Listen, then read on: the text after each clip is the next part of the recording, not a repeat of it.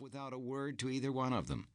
Unfortunately, what with the many predators in the area, not to mention the ever-present prospect of the Utes showing up, wandering off could prove fatal. "Not again," Winona said. "You go north, I'll go south," Nate proposed. "Keep yelling until he replies." "I hope he doesn't hide from us." "He'd better not. I warned him what would happen if he did that one more time." They separated, Nate skirting the corral and entering the dense trees. "Zachary!" he bellowed, startling sparrows in a thicket. "Where are you?" From north of the cabin came Winona's voice. "Zachary! Zachary!" For several minutes Nate hiked and shouted. The boy didn't respond. Worry battled with anger for supremacy in Nate's mind. There were times, he mused, when being a parent tried his patience to its limits. On several occasions he'd been strongly tempted to apply his belt to his son's backside, and only the promise he'd made to Winona shortly after Zach was born had stopped him. They'd agreed to raise the boy in the Shoshone fashion, which meant never striking him, no matter how badly he misbehaved. Instead, they tried to influence Zachary's behavior by always exhorting him to do what was proper and good, and by setting ideal examples themselves.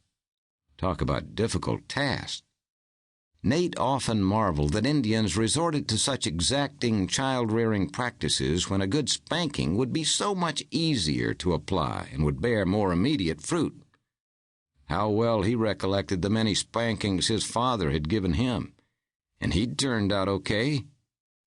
He wondered if Zachary was playing at being an Indian warrior again. Sometimes the boy would pretend to be a mighty brave on a raid, and during this play Zach would only answer to his Shoshone name. "Stalking coyote," he called out. "Time to come back to your village." The forest mocked him with its silence. All his shouting had caused every living creature within hearing distance to become quiet. "Young man, this is your father," Nate yelled angrily. "If you're listening, I demand you answer me this instant." A bee buzzed past him. Nate halted at the base of a knoll, the hawkin in his left hand. Far off, Winona still shouted. He couldn't imagine the boy straying so far, but he decided to climb to the top of the knoll for a look-see before returning to the cabin. Hastening upward, he stopped on the crest and made a complete revolution, idly noting the towering ring of snow-capped peaks rimming the valley even as he probed the underbrush. Not so much as a rabbit stirred. Convinced he was wasting his time, he turned to depart, and his gaze landed on a boulder-strewn hill approximately 100 yards to the southwest. A diminutive figure marched resolutely toward the top. "Zachary!" Nate thundered, and ran in pursuit.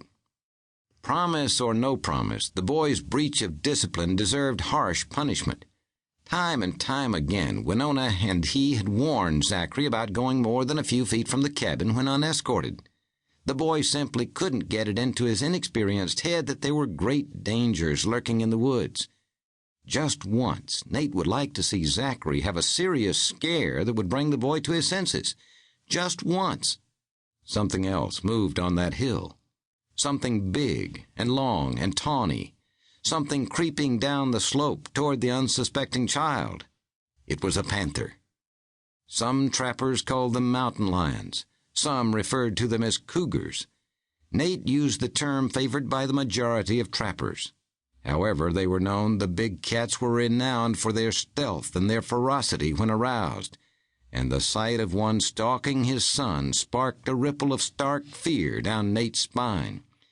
"Zachary!" Nate bellowed, and raced toward the hill. His son stopped, turned, and waved.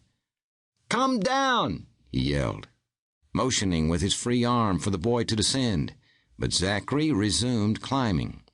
The panther, 20 yards above the child, paused and glanced at Nate. Then it effortlessly vaulted onto the top of a large flat boulder and crouched at the lip where it could see the slope below and mark the progress of its intended victim. Such a bold cat was exceedingly rare. Usually mountain lions fled at the sight